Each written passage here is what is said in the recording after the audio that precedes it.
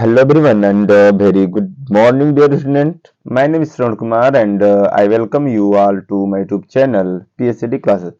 So dear यहाँ तक हो गया था लेकिन फिर भी एक बार ऊपर से देख लेते हैं। इसमें क्या है कि आई रिमेम्बर यानी मुझे याद आता है स्टोरी ऑफ मैन यानी एक व्यक्ति की कहानी याद आती है फ्रॉम उदीपी जो उदीपी से था। वंस टोल्ड मी उसने मुझसे एक बार बताया कि एज ए यंग बॉय जब वो एक युवा लड़का रहता था या जब एक युवा था या छोटा बच्चा था he would go to school वो इस स्कूल जाया करता था पास्ट यानी गुजर करके उसे यानी हो करके जाना पड़ता था एन ओल्ड टेम्पल एक पुराने मंदिर से यानी जब वो स्कूल जाता था तो उसे एक पुराने मंदिर से होकर जाना पड़ता था। पिता की where his father was a priest जहाँ पे उसके पिता एक प्रीस्ट थे एक पुजारी थे। ही वुड स्टॉप ब्रीफली वो वहीं पे थोड़े समय के लिए रुका करता था एट द टेम्पल यानी मंदिर में and pray for a pair of shoes और एक जोड़ी जूते के लिए प्रार्थना किया करता था। 30 years लेटर 30 साल के बाद आई विजिटेड हिज टाउन मैं उसके शहर गई एंड द टेम्पल और उस मंदिर के पास गई which was now drone in an air of उसके उस साइड है इसका मतलब देखिए कि विच वाज नाउ ड्रोन जो एकदम उजड़ चुका था या टूट चुका था in an air of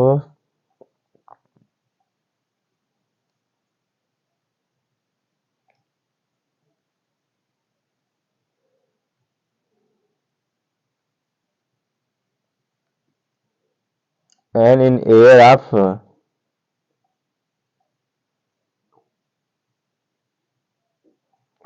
desolation यानी वो एकदम उजड़ चुका था यानी वीरान या बंजर बन चुका था। फिर इन द बैक यार्ड यानी उसके ठीक पीछे वेयर में जहाँ पे लिव द न्यू प्रीस्ट एक नया पुजारी रहता था there were red and white plastic chair अब उसमें क्या थी कि लाल कलर की और सफेद कलर की प्लास्टिक कुर्सियां रखी हुई थी। फिर देखिए a young boy dressed in a grey uniform यानी एक छोटा लड़का या युवा लड़का ग्रे यूनिफॉर्म का मतलब भूरे कलर की वर्दी पहना था या धारण किया करता था वेयरिंग सॉक एंड शूज अब वह भी क्या किया मोजे और जूते पहनने लगा था। देखिए राइड यानी वह आता था पहुंचता था पैंटिंग मतलब हाँफते हुए and three his school bag and on a folding bed और अपने मुड़े हुए बिस्तर पे उसे क्या कर रहा था स्कूल बैग को फेंक देता था। फिर है कि लुकिंग एट द बॉय यानी उस लड़के को देख करके आई रिमेम्बर मुझे याद आता है the prayer and the boy उस दूसरे लड़के की कहानी याद आती है उस दूसरे लड़के का प्रार्थना याद आता है had made to the goddess जो ये देवी से किया करता था। when he finally had got when he had finally got a pair of shoes जिसे लगता है संभवतः कि एक जोड़ी जूते मिल गया था तक let me never loss them अब मुझे उसे नहीं खोना चाहिए। देखो द गॉडेस यानी वह जो देवी थी हैड ग्रांटेड हिज प्रेयर उसकी प्रार्थना को स्वीकार कर ली थी। देखिए यंग बॉय यानी जो युवा लड़के थे like the son of the priest उस पुजारी के लड़के की तरह नाउ वर शूज अब वे भी क्या करते थे शूज पहने करते थे या पहनने लगे थे। But many others like the rag picker लेकिन कुछ अन्य लड़कों की तरह लाइक द रैग पिकर्स यानी उस कूड़े बिनने वाले लड़कों की तरह इन माई नेबरहुड मेरे पड़ोस में रिमेन सुई अब भी बिना जूता के रहते थे।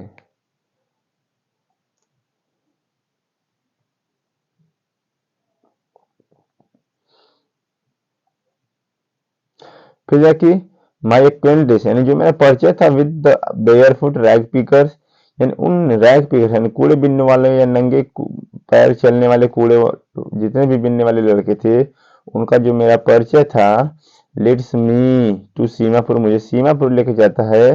देखिए अब सीमापुर कहाँ था a place on the periphery of Delhi या दिल्ली की परिधि पेरिफेरी परिधि सर्कल पे ऐसे गोल टाइप का जैसे ये दिल्ली है इसके चारों तरफ यानी कॉर्नर में कहीं ये बसा हुआ था। कहता कि 8 माइल्स फिर भी मीलों दूर अवे फ्रॉम इट इससे मीलों दूर था।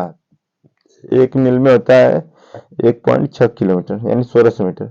देख मेटाफोरिकली लगभग लाक्षणिक रूप से यह उससे मीलों दूर था। फिर कि दोज यानी वे लोग हु लिव हियर जो यहाँ पे रहते थे आर स्क्वेटर्स यानी वे क्या थे, शरणार्थी थे, हु केम फ्रॉम बांग्लादेश, जो बांग्लादेश से आए हुए थे, बैक इन 1970 यानी 1971 में बांग्लादेश से आए हुए थे। जो भी सीमापुर में रहते थे 1971 में बांग्लादेश से आए हुए थे। लेकिन साहेब फैमिली यानी साहेब का परिवार, साहेब का परिवार भी उनके बीच में रहता था। सीमापुर वाज देन अ विल्डरनेस, उस समय सीमापुर एक विल्डरनेस यानी बहुत बीहड़ हुआ करता है, बहुत बड़ा क्षेत्र हुआ करता था। इट स्टिल, या अब भी है, but it is no longer empty, लेकिन अब ये खाली नहीं है। यानी जब पहले था सीमापुरी, तो जब भी बांग्लादेश से लोग आए थे तो बहुत दूर दूर स्थान पे जगह थे, यानी बहुत कम लोग थे। लेकिन अब क्या हुआ, 30-40 साल के बाद वहां की पूरी जगह फुल हो चुकी है। अब देखो उसमें क्या क्या कि इन स्ट्रक्चर्स ऑफ मड, यानी उस सीमापुरी में स्ट्रक्चर्स ऑफ मड, मड में कीचड़ होते हैं यानी मिट्टी के घर बन चुके हैं, with roofs end of tin and tarpaulin, जिनकी छतें क्या टीन की हैं और टारपोलिन यानी तिरपाल की हैं। देखिए डिवाइड, यानी ये जितने भी घर हैं डिवाइड है, जितने भी लोग हैं डिवाइड एंड वंचित हैं, यानी इनको कमी है। आप सीवेज, यानी जिस सीवेज में होता है जैसे गंदी नालियां बहना, यानी हम सोच करते थे शौचालय की व्यवस्था नहीं थी इनके पास। ड्रेनेज, गंदी नालियां थी, इनकी कमी थी, यानी इनके पास ना तो शौचालय था और न ही इनके पानी बहने की कोई गली थी, न कोई नालियां थी। देखिए आर रनिंग वाटर, और न ही पानी उनके पास बहता हुआ पानी था। देखिए लिव 10,000 रैग पिगर्स, लगभग 10,000 रैग पिगर्स यानी कूड़े बिनने वाले यहाँ पे निवास करते थे। They have lived here for more than 30 years, यानी वे लोग यहाँ पे लगभग 30 सालों से निवास कर रहे थे। विदाउट एन आइडेंटिटी, बिना किसी पहचान के, विदाउट परमिट, बिना किसी परमिशन के, बट लेकिन विथ राशन कार्ड, लेकिन उनके पास एक राशन कार्ड था। That get their name on voter list, जिसकी वजह से इनका जो नाम था वह वोटर लिस्ट में था। फिर देखिए बट विथ राशन कार्ड, बल्कि इनके पास एक राशन कार्ड था। दैट गेट दियर नेम, जिनकी वजह से इनका नाम ऑन वोटर लिस्ट में था। एंड इनेबल, और ये उपयोगी होते थे, इनका नाम जब वोटर लिस्ट में था तो ये फायदे होते थे देम टू बाई ग्रेन, अनाज खरीदने में, यानी उन्हें अनाज खरीदने में इसका फायदा मिलता था। फिर है कि फूड इज मोर इम्पोर्टेंट, यानी जो फूड है यानी जो भोजन है मोर इम्पोर्टेंट, अत्यधिक महत्वपूर्ण है फॉर सर्वाइवल, यानी जीविका के लिए, देन एन आइडेंटिटी, बिना मतलब किसी पहचान की अपेक्षा। अगर कोई व्यक्ति जाने या न जाने हमें, लेकिन अगर हमें टाइम से खाना मिल रहा है तो पहचान की आवश्यकता नहीं, यानी उससे ज्यादा महत्वपूर्ण है भोजन। देखें if at the end of the day, यानी दिन के अंत में, यानी शाम के समय या रात में, we can feed our family, यदि हम अपने परिवारों के साथ खाना खा सकते हैं, एंड गो टू बेड, और सोने जा सकते हैं, विदाउट एन एचिंग स्टमक, बिना किसी पेट दर्द के, तो फिर कहना कि we would rather live here, तो हम यहीं पे रहना पसंद करेंगे, देन इन द फील्ड, यानी उस खेत की अपेक्षा, that give us no grain, जो हमें अनाज नहीं देता है। ये कौन कहते हैं ये बात, देखिए ग्रुप ऑफ वुमेन, यानी महिलाओं का एक समूह कहता है, इन टैटर्ड साड़ी, यानी फटी हुई साड़ियों में, व्हेन आई आस्क, जब मैं उनसे पूछती हूँ, देम, उनसे पूछती हूँ कि why they left their beautiful land of green field and river, कि वे अपने इतने सुंदर या हरे भरे खेतों को और नदियों को छोड़ करके भारत क्यों आए थे, तो वे कहते हैं कि, क्या कहते हैं यहाँ पे, देखिए if at the end of the day, यदि हम दिन के अंत में, we can feed and our family, यदि हम अपने परिवार के साथ खाना खा सकते हैं और go to bed without an aching stomach, और बिना पेट दर्द के अगर सो सकते हैं, तो we would rather live here, तो हम यहीं पर रहना पसंद करेंगे, than in the field of the field that give us no grain, जो हमें अनाज नहीं देता, यानी वो खेत जो हमें अनाज नहीं देता है, तो हम उसकी अपेक्षा हम यहीं पर रहना ज़्यादा पसंद करेंगे, जहाँ पे हम अपने परिवार के साथ टाइम से खा करके सो सकते हैं। तो ये पूछ रहे हैं, और ये वहाँ की महिलाएं कह रही हैं, ग्रुप ऑफ टाइटर, इसमें दिया कि हम यहाँ पे थे, वेरी वेल, जहाँ कहीं भी दे फाइंड फूड, जहाँ कहीं भी उन्हें भोजन मिलता था, दे पिच दियर टेंट, भी अपने टेंट को गाड़ दिया करते थे। दैट बिकम ट्रांजिस्ट होम, जो उनका अस्थाई, अस्थाई का मतलब जैसे कि आज यहाँ बना कल कहीं और बनेगा, जैसे कूड़ा बीनने वाले यहाँ पे रहते हैं, कभी वहां जाते हैं, तो जब तक उनके एरिया में काम रहता है तब तक करते हैं, फिर वहां से हट के अगले महीने कहीं और चले जाते हैं। तो वही दिया कि वेयर दे फाइंड फूड, जहाँ कहीं भी उन्हें भोजन मिलता था, दे पिच दियर टेंट, भी अपने टेंट को गाड़ देते थे। दैट बिकम ट्रांजिस्ट होम, जो उनका अस्थाई घर बन जाता था। देखिए children grown up in the, बच्चे इन्हीं में खड़े, ग्रोन अप मतलब बड़े होते थे, बिकमिंग पार्टनर्स इन सर्वाइवल, यानी उनकी जीविका में, यानी जीवन चलाने में उनके पार्टनर या प्रतिभागी बना करते थे। एंड सर्वाइवल, और उनकी जो जीविका थी इन सीमापुर, यानी सीमापुर में मीन रैग पिकिंग, सीधा सीधा उसका मतलब था कि रैग पिकिंग यानी कूड़े बिनना। यदि कोई व्यक्ति जीवित रहना है तो उसे कूड़े बिनना ही होगा, यही कह रहे हैं इसमें।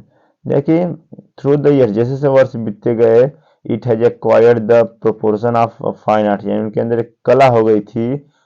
देखिए garbage to them is gold, यानी जो कूड़ा था टू देम उनके लिए इज गोल्ड, यानी धन के समान था, यानी सोने के समान था। It is their daily bread, या उनकी दिन की डेली रोजी, डेली ब्रेड मतलब होता है कि रोजी रोटी थी। और रूफ ओवर दियर हेड्स, यानी उनके सर पे एक छत के समान थी कूड़ा बिनना। Like even it it is a leaking roof, भले उनका छत लीकिंग रूफ, यानी उनका लीक मतलब चूना होता है या टपकना होता है, भले उनकी जो छत थी वह टपकती हो लेकिन फिर भी उनके सर पे छत के समान थी, यानी कूड़े बीनेंगे तभी खाएंगे, नहीं तो नहीं खा पाएंगे। बट फॉर अ चाइल्ड, लेकिन बच्चों के लिए इट इज इवन मोर, इससे कुछ और अधिक मतलब रखता था। फिर देखिए आई समटाइम्स फाइंड रुपी, यानी कुछ समय मुझे 1 रुपये मिल जाते थे। इवन अ 10 रुपी नोट, कभी कभी मुझे 10 रुपये के नोट मिल जाते थे। ये साहेब कहता है, देख साहेब से साहेब कहता है कि कभी कभी मुझे 1 रुपया, कभी कभी मुझे 10 रुपये के नोट मिल जाते थे। फिर देखिए हिज आई, जिसकी उसकी आंखें लाइटिंग अप, चमक रही थी, यानी जब ये बातें कह रहा था कभी कभी मुझे 1 रुपया, कभी कभी 10 रुपये के नोट मिलते हैं, तो उसकी आंखों में चमक थी, यानी खुशी की चमक थी। तो ये देखिए हिज आईज लाइटिंग अप, उसकी आंखों में चमक थी। व्हेन यू, अब फिर मैडम जी पूछते हैं कि when you can find a silver coin, यानी जब तुम्हें कभी सिल्वर कॉइन, कंपेयर करें कि सिल्वर कॉइन जब तुम्हें मिल जाता होगा इन हिप ऑफ गार्बेज, यानी कूड़े के ढेर में, तो यू डोंट स्टॉप स्क्राइंग, तब तुम ढूंढना बंद नहीं करते हो। फॉर, क्योंकि देर इज होप, क्योंकि एक आशा बनी रहती होगी आप फाइंडिंग में कुछ और अधिक पाने की। अगर तो मैडम जी समझा रही हैं साहब से कि अगर तुम 1 रुपया मिलता है, कभी 10 रुपये मिलते हैं, तो अगर तुम्हें सिल्वर का सिक्का मिलता होगा कूड़े में, तो यू डोंट स्टॉप, तब तुम बंद नहीं करते होंगे खोजना। फॉर, क्योंकि there is hope of finding more, ताकि तुम्हें लगता होगा कि कहीं कुछ और अधिक न मिल जाए, इसलिए तुम ढूंढना बंद नहीं करते हो, ढूंढते रहते हो, लालच हो जाती होगी। देखिए it seems that for children, बच्चों के लिए इसका मतलब था गार्बेज हैज मीनिंग डिफरेंट, यानी बच्चों के लिए इसका मतलब अन्य ही था, यानी कुछ उसका अन्य ही सोच थी। From what it means to their parents, जो उनके मम्मी पापा सोचते थे, यानी जो कूड़े के बारे में उनके मम्मी पापा सोचते थे, उनसे उनकी अपेक्षा इनका मतलब या इनकी सोच कुछ अलग थी। फिर देखिए for the children it is wrapped in wonder, यानी आश्चर्य में ढकी हुई या लिपटी हुई कोई ऐसी चीज होती थी। फॉर द एल्डर्स, बल्कि बच्चों के, बड़ों के लिए it is means for survival, यानी यह उनकी जीविका थी, यानी उनके जो भी लोग रहते थे, मम्मी पापा, आसपास के जितने भी बड़े बड़े लोग रहते थे, उनके लिए सिर्फ जीविका थी, यानी कूड़ा बिना उनकी जीविका थी। लेकिन बच्चों के लिए इनके अंदर क्या है कि रैप्ड इन वंडर, यानी आश्चर्य में लिपटी हुई कोई चीज थी, यानी उसके अंदर क्या मिल जाए इस चीज के लिए वो ढूंढा करते थे, यानी कूड़ा बीनते थे। लेकिन जो बड़े लोग थे वो सिर्फ अपने पेट पालन के लिए कूड़ा बीनते थे। फिर देखिए ऑन राइटर, ऑन विंटर है, ऑन ऑन वन है। देखिए वन विंटर मॉर्निंग, यानी एक सर्द ऋतु की सुबह, यानी ठंडी के दिन, आई सी साहेब, मैं साहेब को देखती हूँ, स्टैंडिंग बाय द फेंस, वह चरदीवारी के पास खड़े होकर के, gate of the neighbourhood club, यानी पड़ोस में जो क्लब था उसके गेट पे के पास खड़े होकर के, वॉचिंग टू यंग मैन, यानी 2 युवा व्यक्तियों को देखता है, ड्रेस इन व्हाइट, जो सफेद ड्रेस पहने हुए थे, प्लेइंग टेनिस, टेनिस खेल रहे थे। आई लाइक द गेम, मुझे वह गेम पसंद है, ही हमसे धीरे से कहता है कि मुझे यह गेम पसंद है। कंटेंट टू वॉच इट, उसको देख करके संतुष्टि के साथ, it standing behind the fence, यानी वह उस दीवार के पीछे खड़ा होता था, यानी उसे देख के संतुष्टि मिलती थी। देखिए आई गो, आगे देखते हैं।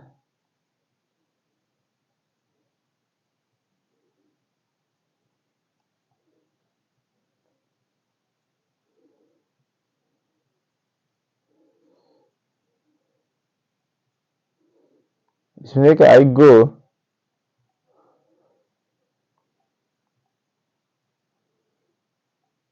जब भी उसे समय मिलता था, inside when no one is around, जब चारों तरफ कोई नहीं रह करता था, तो वो कहता है कि आई गो, मैं चला जाता हूँ। देखिए ही एडमिस, वो स्वीकारता है कि जब कोई अंदर नहीं रहता था मैं घुस जाता था। फिर देखिए द गेट कीपर, जो द्वारपाल था यानी जो गेटमैन था, let's me use the swing, यानी मुझे झूला झूलने के लिए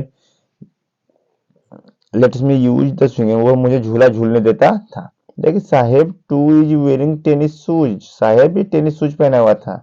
दैट लोकेशन, जो अलग दिख रहे थे, over his discoloured shirt and short, यानी उसके शर्ट एंड शॉर्ट को जो नेकर थी और जो कमीज थी उस बेढंगी थी, यानी डिस्कलर थी, यानी रंग बिरंग, मतलब होता कि शर्ट कुछ और थी और जो उसकी नेकर थी वो कुछ और थी, यानी उसका ड्रेस कोड कुछ अलग ही था। देखिए समवन गेव देम, यानी किसी ने उसे दिया था, टू मी मतलब मुझे, वह कहता है कि किसी ने मुझे दिया था, ही सेज वह कहता है, इन मैनर ऑफ एन एक्सप्लेनेशन, वह समझाने के ढंग से कहता कि इस शर्ट को या इस नेकर को मुझे किसी ने दिया था, यहाँ पे जो पहना हुआ है। तो एक द फैक्ट दैट, यानी जो सच्चाई है, दैट यह है कि they are discarded shoes of some rich boy, यह जो जूते थे वह किसी discarded shoes of some rich boy, किसी धनी लड़के से इनकार कर दिए गए थे या उसे फेंक दिया गया था या नापसंद किया गया था, इसलिए उस जूते को फेंक दिया था, तो ये पहन लिया था। या कि हु परहैप्स, यानी जो शायद रिफ्यूज टू वियर, जो पहनने से इनकार कर दिया था, देमन उनको, बिकॉज में, क्योंकि ऑफ अ होल, क्योंकि एक होल हो गया था, इन वन ऑफ देम, उन दोनों जूतों में से किसी एक जूते में होल हो गया था जिसे वो फेंक दिया था।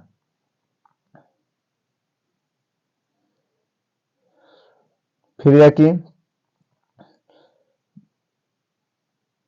डज नॉट बॉदर हिम, लेकिन यह उसके लिए कोई फर्क नहीं पड़ता था। फिर यह कि फॉर मतलब क्योंकि one who has walk barefoot, क्योंकि वन मतलब एक कोई भी व्यक्ति, हु मतलब जो हैज वॉल्क बेयरफुट, जो नंगे पैर टहलता है, इवन शू, यहाँ तक कि जो जूते हैं, with hole is a dream come true, यहाँ तक कि जो होल या छेद जूते हैं वो उसके कम ट्रू, यानी ड्रीम मतलब स्वप्न होता है, कम ट्रू यानी सत्य, यानी उसका जो स्वप्न है वो सत्य होने के समान है, यानी वो सपना देख रहा है कि हमें जूते मिले, भले वो फटा हुआ है, फिर वह सत्य सपने के समान है। लेकिन बट द गेम, लेकिन जो गेम थी, ही वाचिंग, जिसे वह देख रहा था, सो इंटेंटली, वह अत्यधिक भावुक हो रही थी, is out of his reach, यानी उसकी पहुंच से बहुत दूर थी, यानी उसके दिमाग में समझ में भले नहीं आता था लेकिन फिर वह देखता था। पिता के दिस मॉर्निंग, यानी इस सुबह, Saheb is on his way to the milk booth, यानी जो साहेब था वो अपने मिल्क बूथ, यानी चाय ने यहाँ पे दिया है कि दूध की दुकान पे जा रहा था। इन हिज हैंड, यानी उसके हाथ में, इज स्टील कनिस्टर, एक स्टील कनिस्टर था जिसको हम सब डोलो कह सकते हैं अपनी भाषा में, उसके हाथ में एक कनिस्टर था। देखिए I now work in a tea stall down the road, यानी मैं सड़क के किनारे या सड़क के उस पार, work in a tea stall, चाय की दुकान पे काम करता हूँ, इससे जो वह कहता है, पॉइंटिंग इन द डिस्टेंस, दूर से इशारा करते हुए कहता है कि मैं वहां पे, यानी बहुत दूर, मैं सड़क के उस पार काम करता हूँ, इसमें दूध लेने जा रहा है। कह रहा कि आई एम पेड 800 रुपीज, मुझे 800 रुपये मिलते हैं, एंड ऑल माई मील्स, और मुझे पूरे दिन का खाना मिलता है। देखिए does he like the job, क्या तुम्हें जॉब पसंद है, यानी वो हम पूछते हैं कि does he like the job, क्या उसे जॉब पसंद था। आई आस्क हिज फेस, जैसे वो पूछते थे, हिज फेस यानी उसका चेहरा, आई सी मैं देखती हूँ, has lost the care free. देखिए आई आस्क हिज फेस, जैसे मैं पूछती हूँ तो उसका जो चेहरा था, पूछती क्या है, does he like the job, क्या उसे जॉब पसंद है। Has lost the care free, उनका जो चेहरा था एकदम थोड़ा केयर फ्री हो जाता है, यानी जैसे जैसे उसका जो चेहरा था उसका भाव बदल जाता है। देखिए द स्टील कनिस्टर, उसका जो स्टील कनिस्टर सीम्स लग रहा था, प्रतीत हो रहा था, heavier than the plastic bag, उस प्लास्टिक बैग की अपेक्षा उसका जो कनिस्टर वो अत्यधिक भारी लग रहा था। He would carry so lightly, जिससे वह ले जा उठा कर ले जाया करता था, ओवर इज शोल्डर, अपने कंधे पे, यानी जिस बैग को अपने कंधे पे उठा कर ले जाता था उस बैग से भी अधिक भारी वो कनिस्टर लग रहा था, इसको प्रतीत होता था मैडम जी को। फिर देखिए the bag was his, bag उसी का था। The canister belongs to the man, लेकिन जो कनिस्टर था वो उस व्यक्ति का था, who owns the tea shop, जो टी शॉप में जो चाय की दुकान का मालिक था। देखिए Saheb is no longer his own master, Saheb अब कभी भी, बहुत समय से या अभी भी अपना ओन मास्टर, स्वयं का मालिक नहीं बना था। फिर देखिए I wanted to drive a car, मैं कार चलाना पसंद करता हूँ। देखिए मुकेश इंसिस्ट, ओके स्टूडेंट, यहाँ पे क्या है कि यहाँ तक जो कहानी है, यहाँ तक ये पार्ट 1 मान सकते हैं, क्योंकि यहाँ इससे पहले जो कहानी थी वो पूरे साहेब की थी। अब यहाँ से नया पार्ट स्टार्ट होता है जहाँ से मुकेश की कहानी चालू होगी। तो इसको हम अगले नेक्स्ट वीडियो में बना देंगे, ठीक। तो तब तक के लिए धन्यवाद।